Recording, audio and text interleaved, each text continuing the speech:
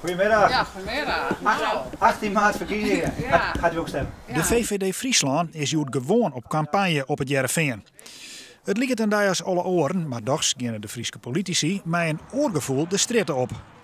Het zou hypocriet zijn om te zeggen dat het mij niks doet. Want dat is net zo. Dat is gewoon heel vervelend. Je zit je net op de wacht.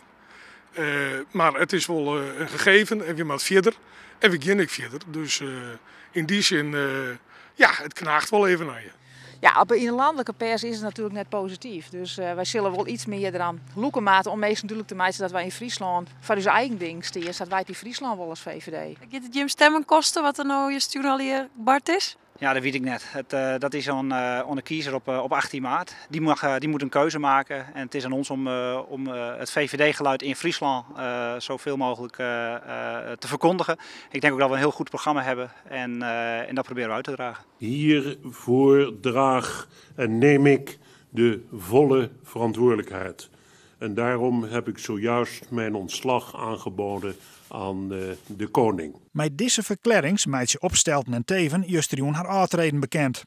Neffens Klaas Kielstra, listloeker van de VVD in Friesland, koe de timing net minder. Hij had daar heel veel tijd en energie in stussen. Maar een goede campagne. Dus nogmaals, dit is een vervelend moment. Maar we gaan trof. We gaan een goed verhaal voor Friesland. En daar geven wij naar de meesten toe.